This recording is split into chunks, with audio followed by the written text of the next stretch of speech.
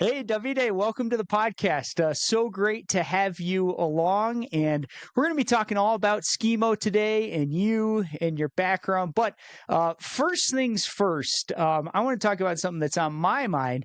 It's very important to me this morning. And in fact, every morning, I hit that button on my Rancilio coffee grinder and I get my routine going and I get the espresso. I got it in my Absolute Bikes shot glass here today. But espresso, it's important to, I think, cycling culture, ski culture, and Italian culture, especially. Talk to me, man. You drink coffee? You like it? Espresso? Like, what's going on? What's your routine? Yeah, I thought not drinking coffee was a crime. So to be on the safe side, I consume a lot of espressos throughout the day. Now, And thanks what for do you? having Travis on the podcast. Stoked to be here and represent the Skimo community in North America. Yeah, cool, man. Do you make your own espresso? Do you get it somewhere? Do you like when I'm doing it? Every morning I pretend I'm in Italy and I'm trying to make it like they do in Italy at those coffee shops because I love it. It's like my favorite thing. What's your routine?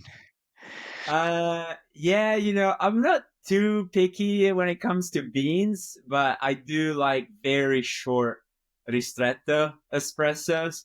And I know it's a controversial topic in the US. I have some colleagues at La Sportiva that they don't like the Italian coffee culture because it's very, very cookie cutter versus here, single origins are a bit more of a thing in North America. I like short espressos and many of them throughout the day.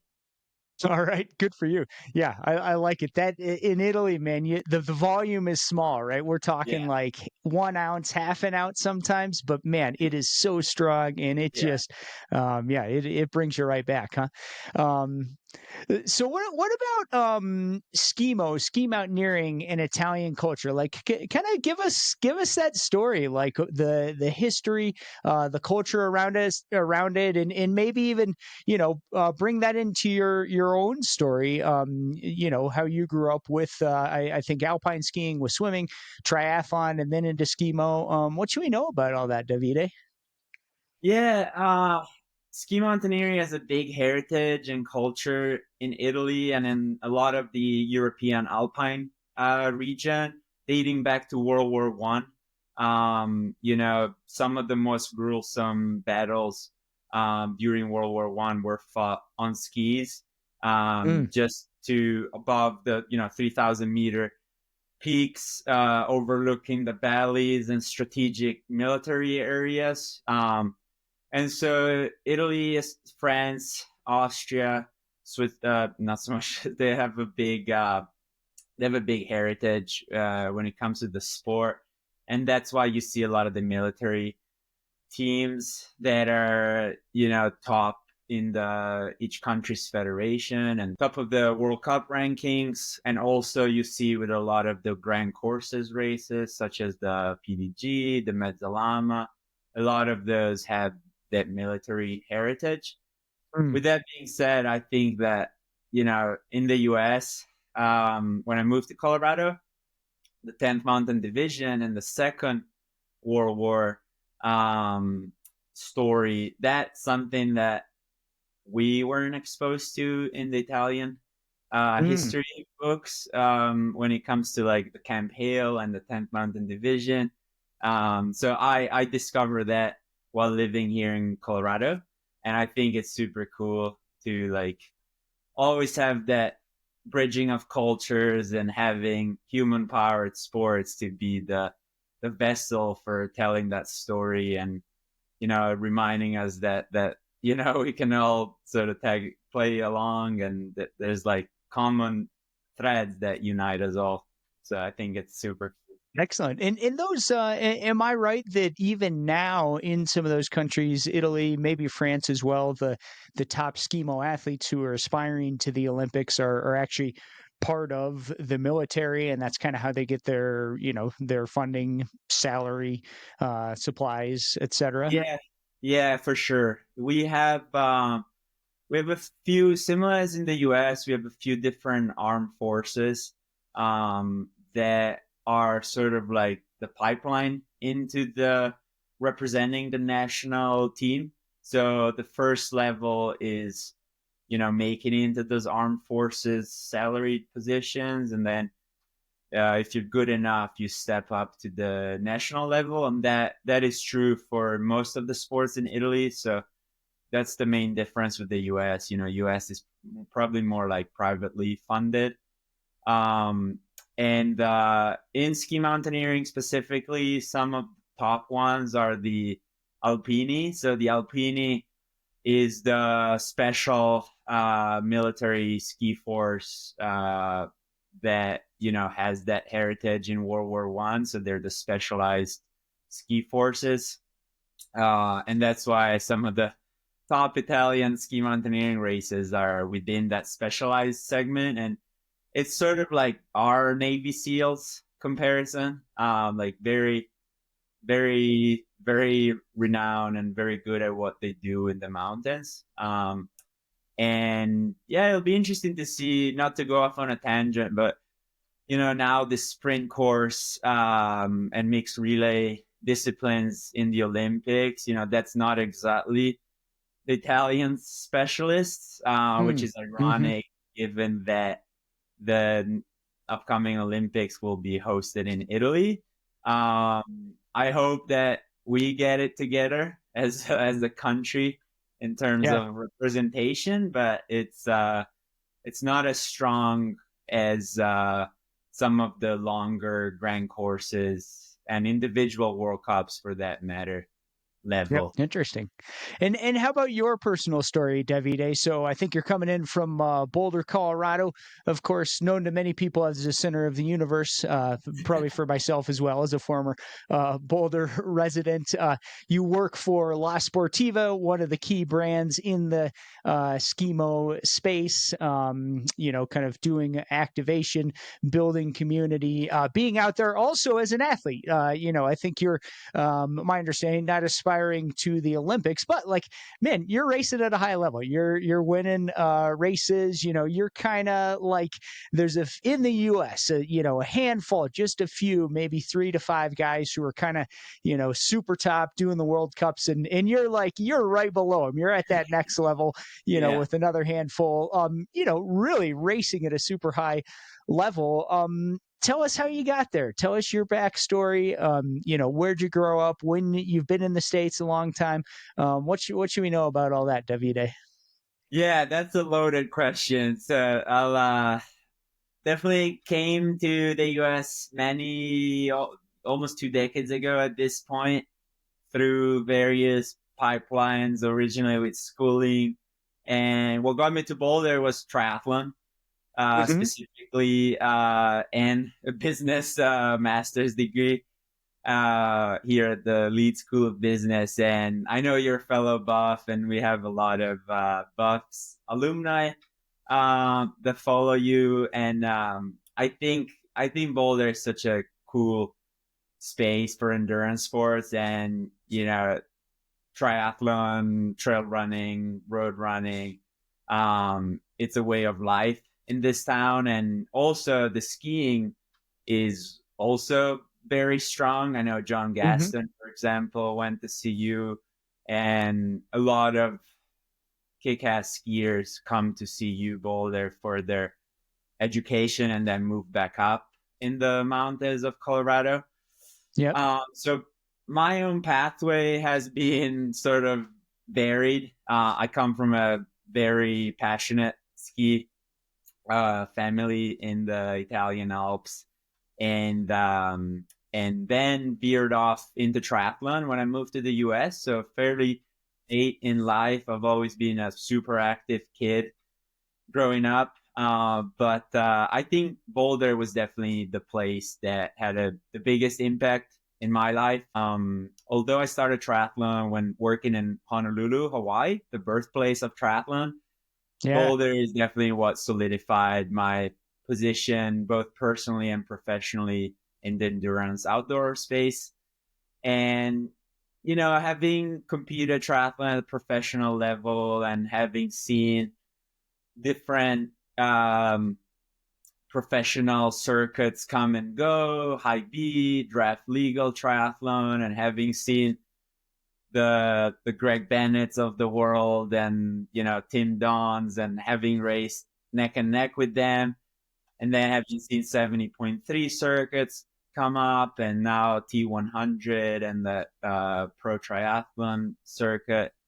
I feel like there's a lot of parallels that's been developing in the Skimo world right now, with the Olympics, and sort of like how the Olympics is gonna raise the profile of the sport globally, and whether it's gonna help, and whether participation, whether organizers are gonna focus on those disciplines or others. So it's been really cool to like take my prior life and apply it to Skimo.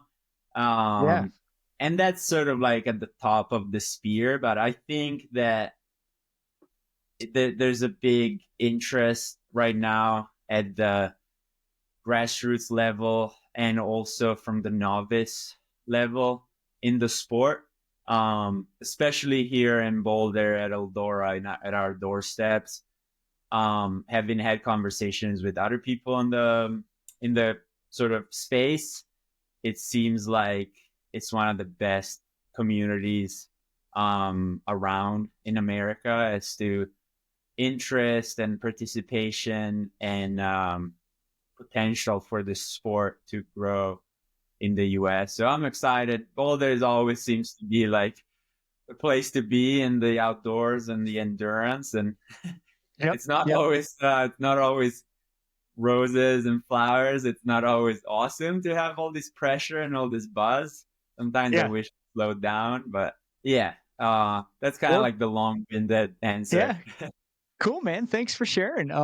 That's interesting. The parallels to triathlon. I was talking recently for my other podcast, the Travis Macy show, with the Middow family. My friend Josiah Middow and his boys are Porter and Sullivan, young men at college age, and they're part of this Project Podium, which is a pretty cool initiative of, I believe, USA Triathlon with some private funding, and basically taking collegiate aged men in this case, because the women have triathlon now as an NCAA D1 sport.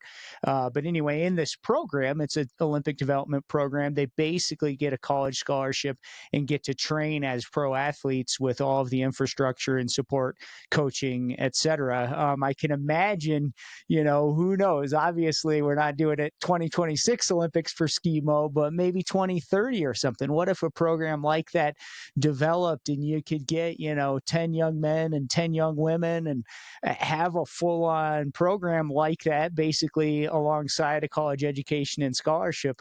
That'd be huge. That could be like, right now we're trying to get people into the Olympics. Who knows? Maybe that's getting people to the medal level potentially. Yeah, for sure. And it's ironic that you bring up the Project Podium, because USA Skimo just now has announced their own Project Podium. So really? Okay. Yeah, the sport has in the last year, thanks to Sarah Cookler and Anthony Armstrong, they've definitely taken the sport at the federation level to the next level.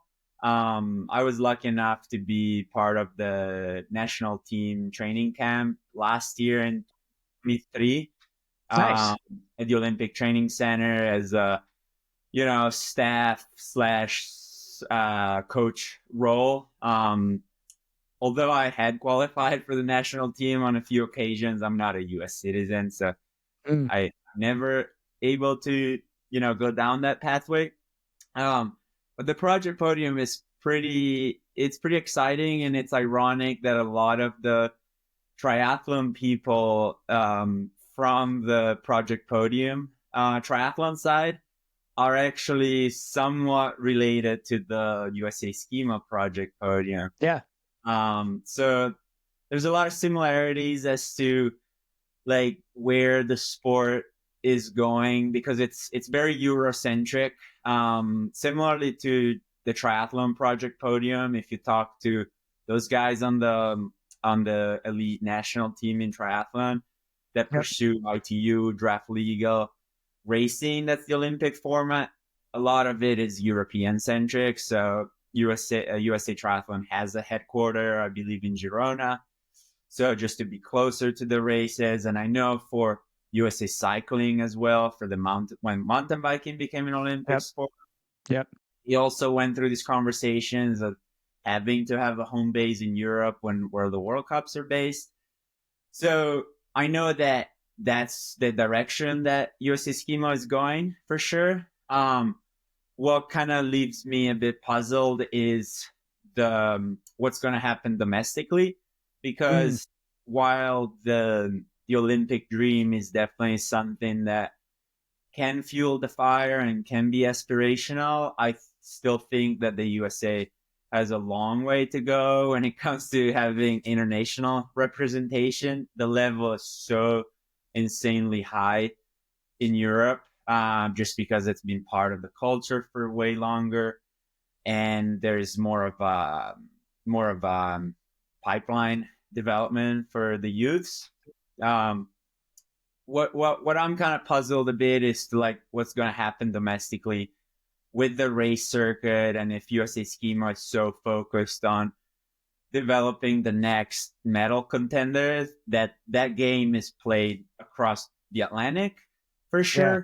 But we need like a strong voice and a strong, event opportunities for the general masses to get into the sport.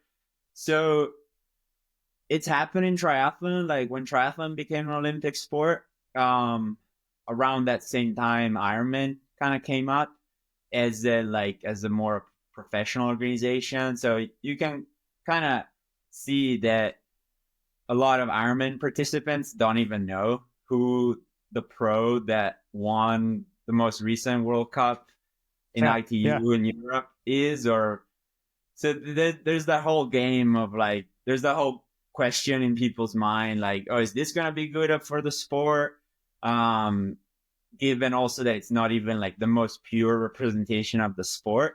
I think that any buzz is good buzz, honestly, and the more people talking about it, the better it is for the sport. And I do think that maybe just based on empirical experience here in Boulder, a lot of like washed out pro triathletes and retired triathletes, they've been embracing the sport in their retirement, and they're like, wow, this is like so cool. Like, I wish I hadn't slugged away on the trainer in the snowy Colorado winters. I wish I had gone out skinning. And even personally, like when I first got into the sport, when I retired from pro triathlon in 2019, I thought that it boosted my my performance, endurance and strength wise to the next level. You're saying the Skimo did the uphill, getting out, probably training at higher altitude, skinning up the hills, working hard, sometimes going slower, but it's a work. You can't fake it when you're skinning up a hill at 10 or 12,000 feet. For sure. And it was just like mentally refreshing. Like endurance sports can be so draining, and people that get into the sports are very type A, and very driven. So in my mind, getting your mind off your main pursuits is so refreshing, and so many people need it. Like if you're a cyclist or a trail runner or a road runner or a triathlete, like taking the winter, not even off, but taking the winter to cross train in a way that Skimo provides, it's like, it's so good mentally and physically. Like I could feel like when I first started Skimo back here in the US, posterior chain activation, and instead of wasting your life away at the gym doing like mobility exercises and glute activation, try skin up a hill for like 1,000 meters. I can guarantee your glutes are going to be activated. I So there's a I lot love of it. that like, of course there's a lot of geography specific. Not everybody has the fortune to have a snowy hill nearby. So there's that for sure to consider. But for those that have the opportunities, and I always come back to Boulder just because I'm based here and I see it with the Boulder Skimo Club. Yep. Um, I just feel like, yeah, there's so much of that crossover that it's becoming a bit more mainstream. And having Yeah. athletes Yeah. like Jan Frodeno and Roglic, and Sepp Kuss posting about their skinning in the winter cross training, like maybe it's gonna open up the eye to like the American endurance athlete person, like that maybe this is something they should get into. Yeah. Um, Yeah. but Yeah, yeah. let's hear a little more about that, Davide. The mass participation opportunities. If someone's new to Skimo curious, they're starting to think about it. Like, what's going on? Where are you out there representing La Sportiva? You mentioned internationally, overseas. There's some of these like dream races. The Pierramento, which I got to do last year, the PDG, like you said, the mezzalama. I mean, these things are like, yeah, not only is it a fitness, test, but it's an adventure. It's a full on adventure, and we have many of those domestically, especially here in Colorado. Tell us about some of those, whether it's locally in Boulder. I mean, you're getting huge numbers for these, the whatever the Tuesday morning group at Eldora. Like, you got tons of people, or the Nighthawks, or Power of Four. Which ones stand out to you that people should think about exploring? Yeah, it that's also not a loaded question, and I guess it's there's multiple answers, but first there's like the novices in my mind. There's a big group of people that are skimo curious. They know how they used to ski when they were little, and they know how to come down a blue rod, and they're like, man, I want to get into this sport. And I think that the ski industry hasn't still realized that's a thing, honestly. So Mm, you can only see if you're really like at the grassroots level. yeah, but And that's a big market right there. That's a big, like, product wise, I would think. Yeah, and it's always good to have these conversations. I think that climbing, look at climbing and look at the boom of indoor climbing. Yep. It's Oh like, yeah. that's like a whole nother sport from outdoor climbing. Like some purists outdoor climbing never even go indoor, but it's kind of needless to say that that's been key in driving the growth of the sport to the masses. And I don't think ski mountaineering is gonna get there, but what we call like the fitness uphillers, and so on, that's a big group that it's just starting to get on, I think, on companies' radar. Mm-hmm. But if you are out on the slopes and at the grassroots level, you definitely see these people. Youth is also huge. It kind of taking a page out of the ski club model, honestly. Maybe Mm-hmm. like European, or I'm sure the ski club model in the US is similar, but when I was growing up, I was part of a ski club, and my parents would drop me off and we'd go in a van, and the van was all sponsored out by like local Mm, companies that had their kids in the program. And so it's kind of cool to see that resurging in the US, because that's like yeah. my experience 30 years ago in Italy. So it's cool that like what's old, it's new again. Yeah. And so there's that segment that's important. We touched on the youth schema. And then, there's the whole schema is like a very easy sport. It's an easy sport to learn. It's a hard sport to master. And I think that Mm, that mastery is what keeps people like us hooked, yeah. because we're always seeking to progress our skills, and like it's so hard to have the perfect race, just because there's always like it's a minor detail that goes So off. many Like, variables. yeah, you blow The skin, gear, the like, temperature. Yep. yeah, or like Yeah. the boot pack, like you can't get this. Yep. So you're always thinking like, Yeah. how could I have done a better race? And then you add like, single tracks and kick turns and ridges and boot packs and transitions. And it's like, it's so varied. So that's kind of like the next level. You have people they've gotten their first taste of uphill.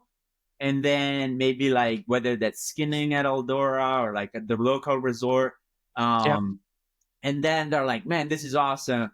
And it's kind of hard to me. There's a bit of a void as to like, what is that next level for Mm. like keeping these people hooked? Because sometimes the jump is so high. Like we've had some people from Boulder Schema go from like uphilling at Eldora to doing the Telerando, which is like Mm. suffer fast, Very, yeah, it's long, it's technical, it's, yeah, or the you Power summit a Four, for 13er. example, in the Aspen area. It's like, for people who don't, this is double blacks, it's huge moguls, it's ice, it's the Congo Trail. I mean, you're going full speed down this mountain bike trail through the trees, like, you know, it's scary. You're right. That's a big jump. I wonder, maybe just thinking out loud, the vertical only races, that can be a good in between. The races start at the bottom, finish at the top, work really hard, not as much transitions. Some of the cup races have a vertical. Some of them, there's local ones. Copper's got a vertical series. Vale has a couple. Maybe Eldora. That maybe could be a good in between for people to explore. Yeah, for sure. And unfortunately, it doesn't have the downhill component. I almost think like we're working on putting on a crit type of series Cool. here. I can't spell the beans too much because we're still Okay. getting all the approvals. But I think that given that we've seen a lot of the Boulder, let's just call them masses, getting into uphill, like it'd be cool Yeah. to showcase what this Olympic format of Skimo is and like Hmm. showcase them that there's a next level that's approachable. So I think a sprint course, it's actually quite visually appealing Yeah. to people. And although it may seem like a game and a sort of like a contrived way of practicing the sport, I think that it does do a good job to showcase some of the more technical aspects of the sport. Like you have the Yep. kick turns, you have the boot pack, you have the fast transitions, you have the GS gates.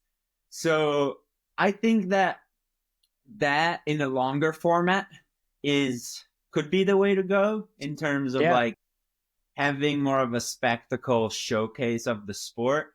Because like I think that a lot of people like my age, like I'm not so much into like 2 minutes races. Like that's not what I enjoy. Yep.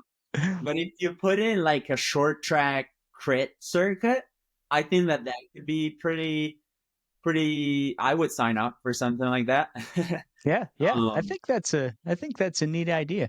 What about you as an athlete, Davide? I think in Ironman, or excuse me, in triathlon, like your specialty was half Ironman distance, which maybe equates to like a power four type of effort or something. Like, do you have courses that have been your favorite, and what are maybe your relative strengths and weaknesses as a Skimo athlete? Yeah, I am a La Sportiva ski athlete. And I do what I can in terms of like, I don't really train. I don't do intervals. I've had like a bank of reserve from when I was racing triathlon at a high level. Yep. But I think we're super lucky to have Rocky Mountain Schema around with a Colorado Cup. Yeah. Um, if you take a step back and look at the whole North America, I think that what we have here in Colorado is an amazing circuit. With that being said, there are a lot of other pockets in the country, like New England is doing such a good Yep. job. Yep. Pacific Northwest has one, Montana, up in Canada.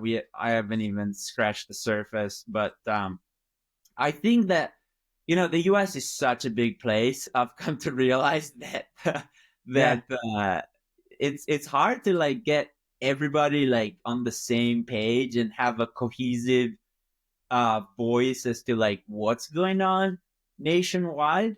So I think maybe that's an opportunity. But going back to the athlete question, um, it's been a progression for me. I was super lucky when I got into sport in Boulder. We had a lot of those late 30s, early 40-year-olds that are like super hardcore guys that like have a family, have a full-time job, and still be out there and absolutely crush. Yeah. I And coach a lot it of was those very guys, inspiring. and they are, dude, they're serious, man. Yeah, but it was super inspiring. It was like such a good outing. And it Yep. was like for me as I was growing up professionally and I was trying to find my place, as an endurance athlete that had just retired from triathlon, it kind of gave me like something to look up to and like, wow, Yeah. like life doesn't have to be as vanilla as like punching in the clock at 9 o'clock Mm. and like, Hmm. being at the office and then like so it was inspiring to see that that was a route. And, Nighthawks was amazing at Eldora. It was like a Wednesday evening party. And locally, Power of Four has been awesome. I've had the luck of doing it with Doug Stenlick, the owner of Cripple Creek. That's always been Mm. so good to me. Yeah. So I've done that twice. Telluride, I've done it twice. Rocky Mountain Skimo, I can't say enough good things about him.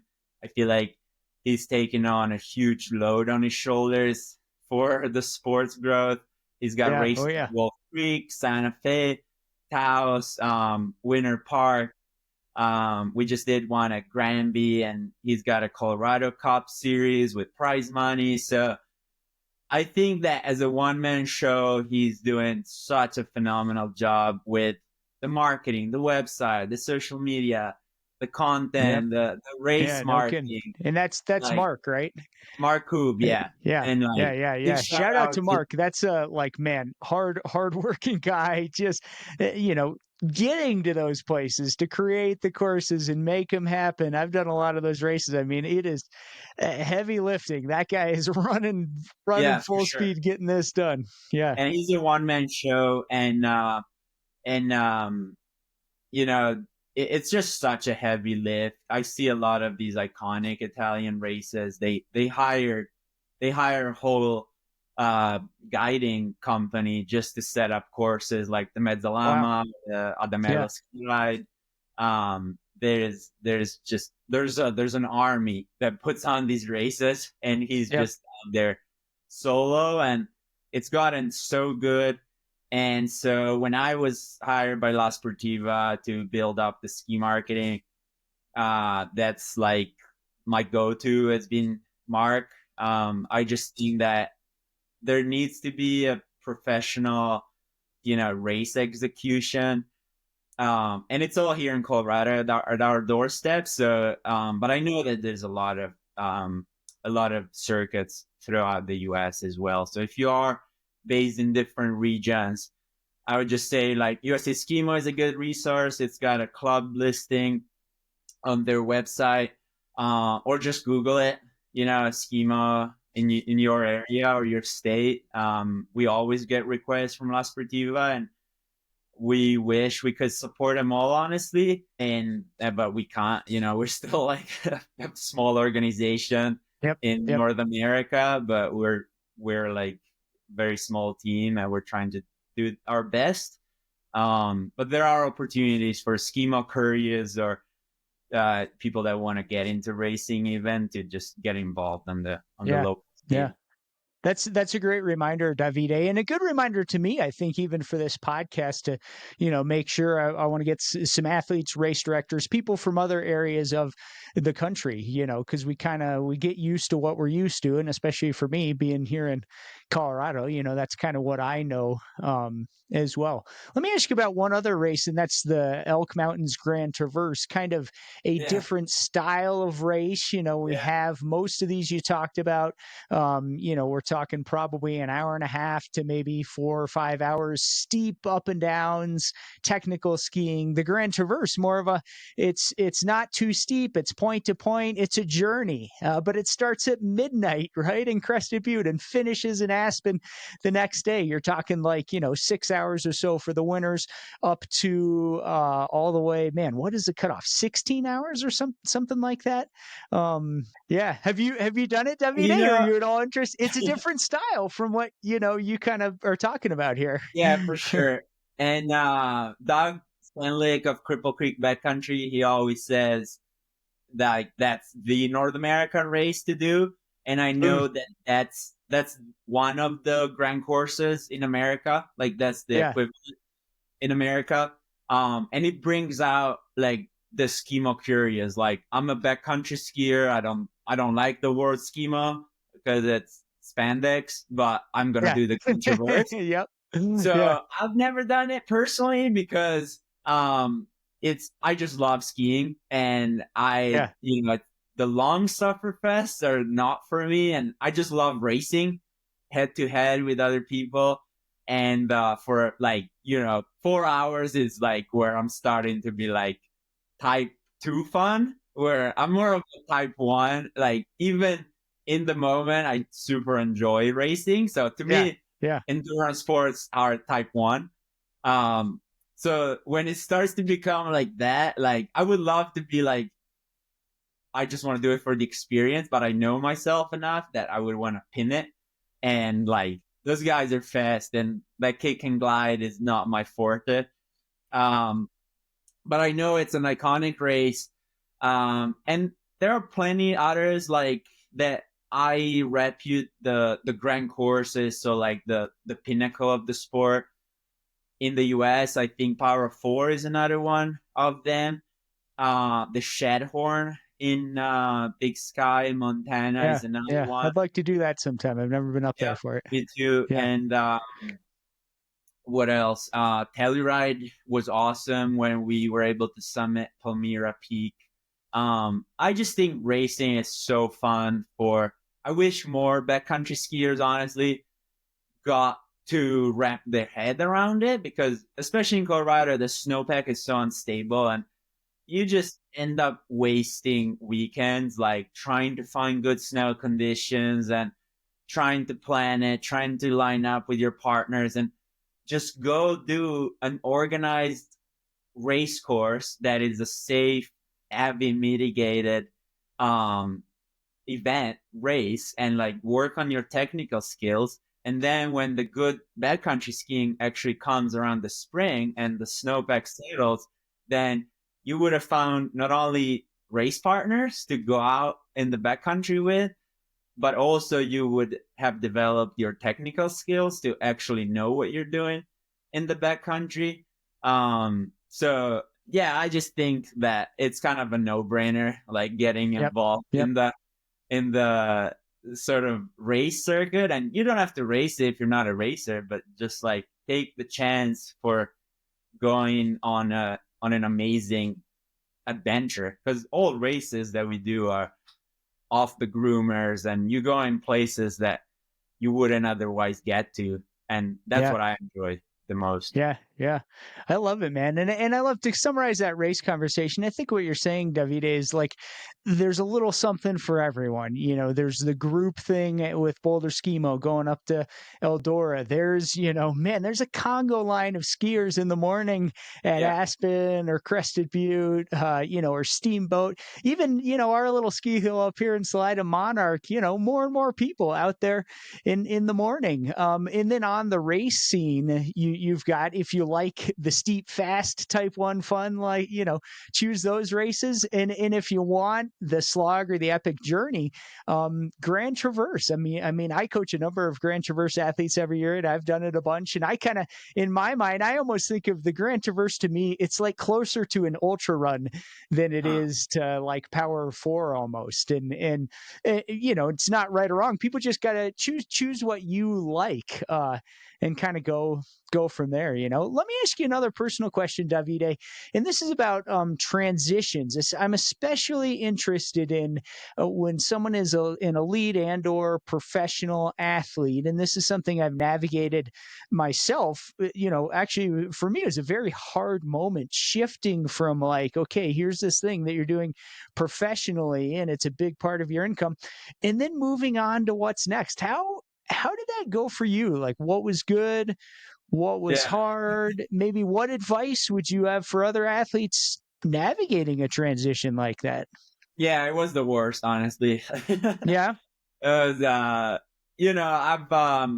after college, when I was sort of saw the opportunity of taking it to the next level, and I was somewhat talented at it, I was like, this is like the one chance I'll have, and definitely my family didn't didn't enjoy it a lot, and Yeah.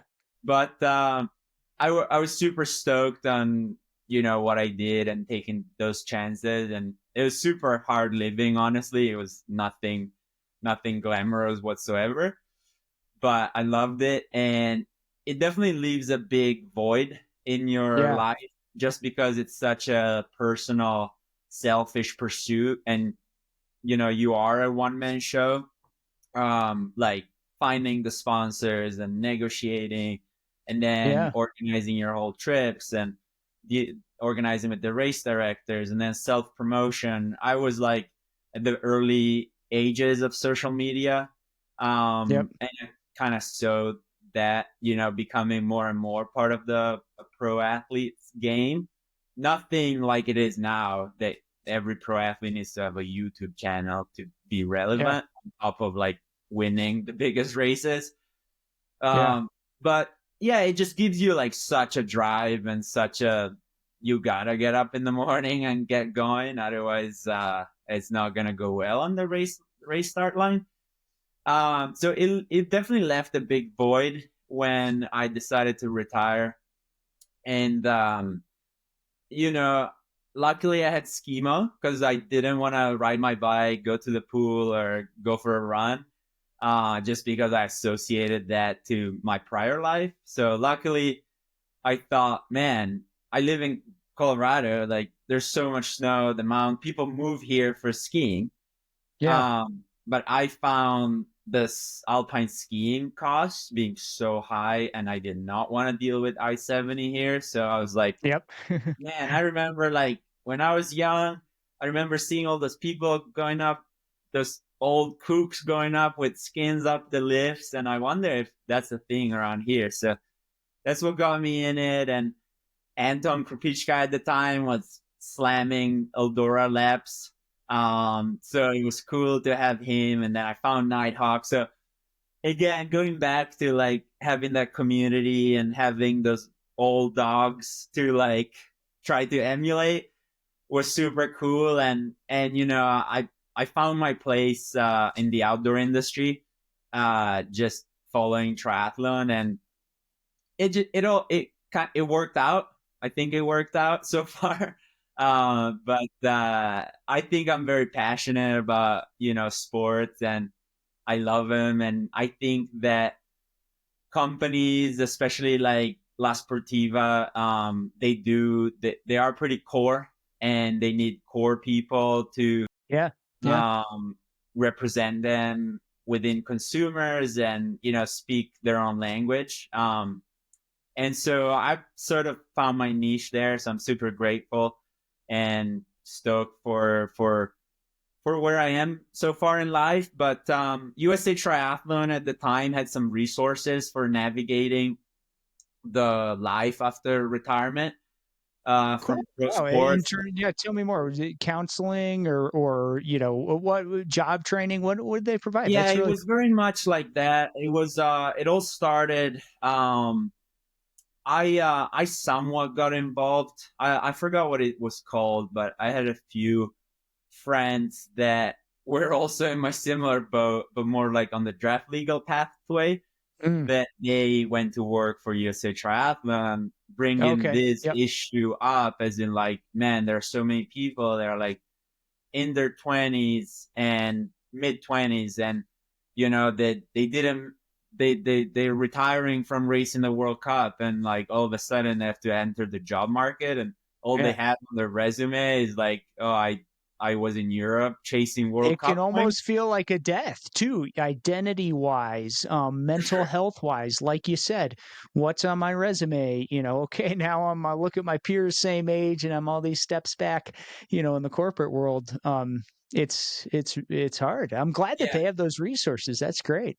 for sure. And so they had those, and working with their partners, like I'm just making a name. I don't know if you can, but I'm gonna say like Visa, for example. Say Visa is a Mhm. sponsor of Yeah. the Olympic Training Center, and USA Triathlon is part of that program, and like they connect these highly achieving individuals with companies and that believe in hiring athletes. So Mm. I never too much went down that road because I've never been too much wanting to go down the corporate routes, and also it doesn't speak to my Italian nature Sportiva working in sounds more corporate fun to me than America. Visa. Just thinking about it. Yeah, so there are resources out there, but yeah, it's definitely very hard. Yeah. Universities, are awesome. I wish I'd taken more advantage of universities and trying to navigate that. And I tried a lot, but I think once you're out of that university environment, it's hard to like reconnect with your alumni association. I Yeah. tried Yeah. here, but I can't say it helped too much. Like I think it kind of takes you back to your racing days of when like at the end of the day you're alone on the start line, and Yeah. like no matter, you have all these resources at your disposal, but at the end of the day you gotta make it to the finish line. Yeah, I think that transition piece, that's huge. I mean, we're always transitioning one thing or another in life. I mean, change is kind of the only constant. It makes me think of I think it was Scott Tenley, a contemporary of Dave Scott, who I Yeah, believe you've done some work with, yeah. legendary triathlete. Tinley wrote a book about this topic, transitions for athletes. I'd Huh. love to interview him about Yeah. that sometime. And I'm curious now, again, that identity piece, as especially as a professional athlete, often people, man, the achievement, all of that, it becomes part of who you are. Like, I know I really struggled with, like, okay, if I'm not standing on the podium or at least going for the podium, who am I? What is my story? What do I tell social gathering, right? That's what people ask. What's next, right? Especially in a Yeah, place like Boulder, especially in everyone's bowling, got I was gonna something say. coming up, right? What's your next thing? Like, Yeah, and it's not all bad, but it can, like, that can't be bad. becomes the thing, right? So let me ask you, like, now, okay, you got your work is in Skimo with Sportiva. It's something you love, something you care about. That's great to work in it. And like, what are the other pieces of your identity, or what other things do you kind of cultivate or enjoy, maybe that are other areas of life? Yeah, it's funny. I'm pretty bland when it comes to that. I wish I had more hobbies, but I tend to have these personalities that I throw myself 1,000,000% into things. So, Yeah, I know my that hobby feeling. is Boulder schema. Yep. When I'm not working for La Sportiva, I'm always trying to do right by Boulder schema. We're super lucky that we have, I want to say 120 members this year. All So right. it's quite a lot to navigate and to like, what is it that people want and that I have bandwidth to do. I'm just trying to be realistic, and I do want to do right by these people that kind of like have have put in their trust and their money in me. Um, I have to navigate that with having a full time corporate job. But I think that, yeah, that community piece, especially in America, has been cool to cultivate. Mm. And I hear that word thrown around a lot. Just because I come from like small town in Italy where everybody is like grandparents, and like Yeah, that guy yeah, is the son yeah, and the son of such and such who does this, and he owns the bakery and he fixes shoes, and so that's like the Italian way. So here in America, I feel like people are more mobile, and especially Boulder has there's a lot of influx of like college people, and always new faces, new people new to town, and so offering like a welcoming environment through this sport, I think that's been my north star. yeah, yeah. So that's like my passion, and what kind of gets me excited in the morning. Yeah. Good for you, man. That's awesome. And in that like community, it really is that's the foundation of well-being. And if we want to talk about something like, again, in my own experience, mental health lows, moving away from being a sponsored athlete or whatever, like community is the savior, and you're building that. And it's also great. I think often, again, as an achievement oriented athlete, like there's a very clear goal, the podium or the prize money, the sponsorship or whatever. And what's great about community is it's less defined. There's not a metric of like, did I win or did I lose? Right. There's just a sense of, am I building community? And if the answer is yes, in any way, then you're winning. And Yeah. that's awesome. Like you get to win every day with Boulder Skimo. Yeah, for sure. And there's definitely like a spectrum, and going back to like some of those meetups that we do here at Eldora, you definitely have a quarter that are like super serious, and then half that are like whatever, I'm just here to meet my buddies, and then another quarter that is like, I'm completely new to this, I don't know what I'm doing, but I heard about it and I'm here. So Yeah. it's cool to see the spectrum of abilities, and like we're somewhat in uncharted territories with this sport, I think. And it's kind of ironic to me because it's like it's the oldest, one of the oldest sports in the book, and it's nothing new. And we're like redefining the what skiing is, which is like taking a lift up and ski down. And I think it's so cool that we're like redefining that and like skinning up human powered and saying like, oh, I could take the lift, but I choose to walk up the mountain. And it's like, I just think it's so cool. Yeah. Yeah, yeah, I love it, man. How, as we wrap up here, if someone's listening to this and they're interested in Boulder Skimo, how do they find out about that? And does someone need to be in Boulder, or are there, components at a distance that people might be able to join or to learn about and connect with, kind of you and what you're growing? Yeah. So if you're on Instagram, Boulder Schema, online, boulderschema.org. Yep. Um, those are like the two main avenues. It's all in person. There's no remote component, although I've had inquiries from around the countries as to like how to start a schema club, and like, or coaching inquiries. Um, but yeah, it's mostly for Boulder people, and yeah, it's cool to see that it's making a bit of a name. The youth program that we started here in Boulder is awesome. Nice. Um, that's sort of like my biggest personal hobby pursuit right now is trying to get the youths in ski mountaineering. We have Boulder Junior Cycling here in Boulder, which is the biggest Yep. youth cycling club in the country. And we have so many good ripping skiers and endurance athletes that run cross country or ride bikes. And yeah, this is some kind of like the program I wish I had as a teenager, honestly. Yeah. So I'm Yeah. excited to keep building that up. And that's also foundable through boulderschema.org, Okay. but also boulderyouthschema.com. And yeah, that's it. All right. Good for you, man. I'm trying to do some of the same here in the Salida area, getting kids out to ski uphill. We obviously Salida still is that small town kind of like you talked Yeah. about in Italy, and I I heard love that. And Sage.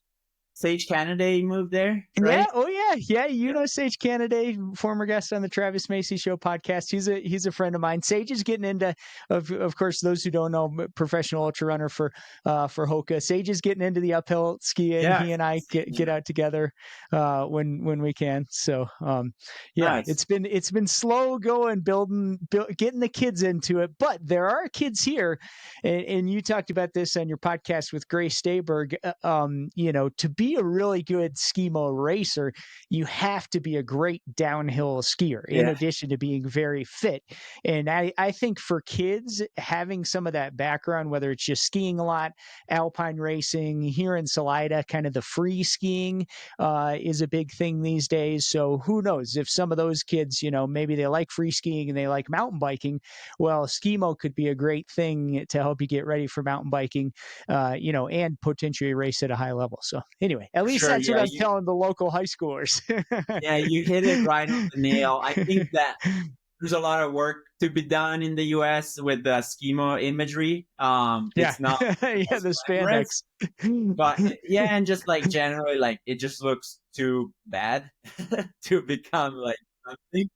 But like the reality is, you know, as an active participant, but the reality is that the top people are like the most ripping skiers ever. Oh, it's wild. Yeah, they're so good. John Gaston, you know, skiing the Yeah. ball, like straight Yeah. lining the ball on like on these types of boots, like 400 grams and like 65 Yep. millimeters Yep. underfoot. Yep. It's yeah, Yep. like that's the reality is like everybody's a hardcore skier and like an insane freak endurance athlete. So um Yeah. yeah, good call on the free skiing call out. Yeah. Yeah. My final little story, and then I'll let you go, Davide. Max Tam, another Skimo legend. Max and I were freshmen together at CU Okay. Boulder.